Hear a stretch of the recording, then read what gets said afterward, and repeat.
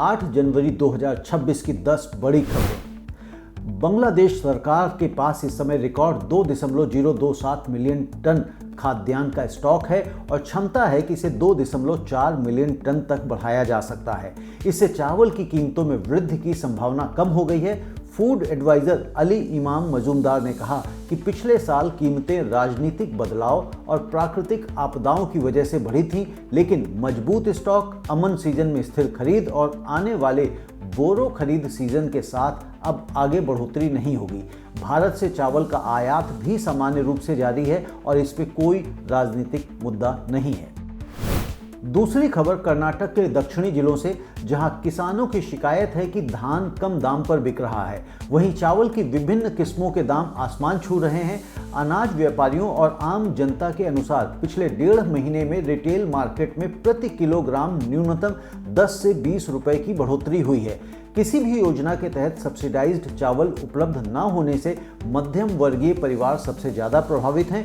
Mysore grain merchant association के director के गणेश के मुताबिक 12 महीने से 24 महीने पुराने चावल की सप्लाई में कमी समेत कई कारणों से कीमतें 15 से 20 रुपए प्रति किलो बढ़ गई हैं। उनके अनुसार कीमतें स्थिर होने में अभी 6 महीने और लग सकते हैं। चीनी शोधकर्ताओं ने दुनिया का पहला क्लोन हाइब्रिड चावल विकसित किया है, जो खुद के बीजों से क्लोन की तरह प्रतिकृत बना सकता है और पीढ़ी दर पीढ़ी उच्च उपज वाली विशेषताएं बरकरार रखता है।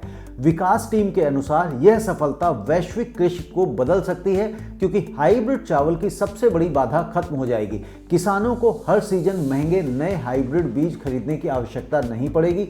दुनिया भर में सैकड़ों मिलियन लोग गंभीर खाद्य असुरक्षा का सामना कर रहे हैं और हाइब्रिड चावल अफ्रीका के कुछ हिस्सों में पारंपरिक किस्मों की तुलना में लगभग 4 गुना अधिक उपज देने का वादा करता है।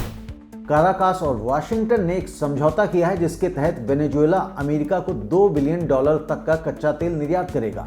राष्ट्रपति डोनाल्ड ट्रंप ने कहा कि यह डील चीन से तेल सप्लाई को मोड़ेगी और वेनेजुएला को गहरी उत्पादन कटौती से बचाएगी। यह संकेत है कि काराकास ट्रंप की मांग मान रहा है कि अमेरिकी कंपनियों के लिए अपना तेल क्षेत्र खोला जाए, वरना कड़ी कार्रवाई की धमकी दी गई है। वेनेजुएला के पास बड़ी मात्रा में तेल स्टॉक पड़ा है, जो दिसंबर मध्य से लगे अमेरिकी निर्यात प्रतिबंध के कारण फंसा हुआ है। चीन ने जापान पर ड्यूअल यूज आइटम के निर्यात पर पाबंदी लगा दी है। चीन ने इसे ताइवान पर टोक्यो के गंभीर बयानों का जवाब बताया। बीजिंग का कहना है कि यह कदम राष्ट्रीय सुरक्षा की रक्षा और जापान की सैन्य क्षमताओं को रोकने के लिए है। हालांकि प्रभावित सामानों की स्पष्ट सूची नहीं दी गई। जापान ने इन उपायों का विरोध किया है और इन्हें तुरंत वापस लेने की मांग की है। राज्य सरकार किसानों की आय बढ़ाने के लिए स्मार्ट टेक्नोलॉजी आधारित और सस्टेनेबल कृषि की दिशा में निर्णायक कदम उठा रही है। आंध्र प्रदेश के कृषि मंत्री ने कहा कि राज्य सरकार का उद्देश्य ऑटोमेशन आधारित माइक्रो इरिगेशन सिस्टम के जरिए हर बूंद पानी को किसानों की आय में बदलना है।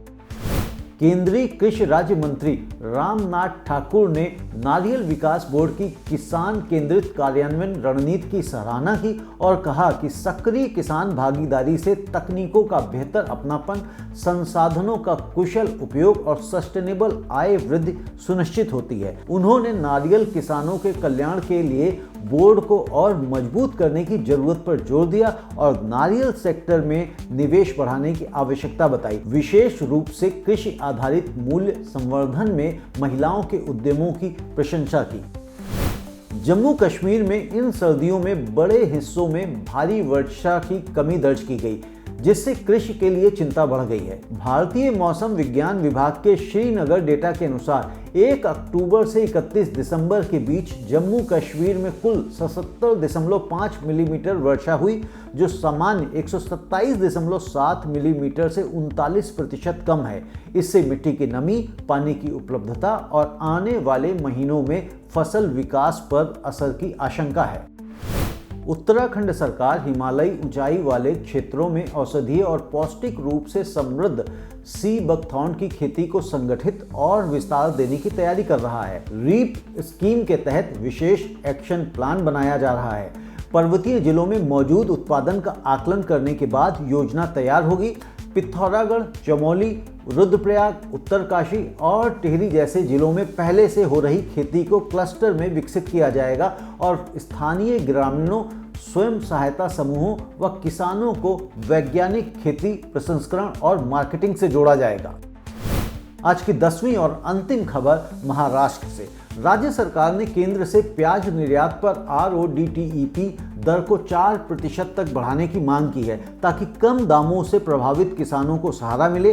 राज्य के मार्केटिंग मंत्री जय कुमार रावल ने कहा कि प्रस्ताव केंद्र को भेजा गया है जो विचाराधीन है। राज्य 4% की मांग कर रहा है जबकि कुछ निर्यातक वैश्विक बाजार में भारत की प्रतिस्पर्धा बढ़ाने और घरेलू कीमतें स्थिर करने के लिए 5% की मांग कर रहे हैं। तो ये थी आज की टॉप 10 न्यूज हेडलाइंस। कल फिर मिलते हैं नई खबरों के साथ। धन्यवाद।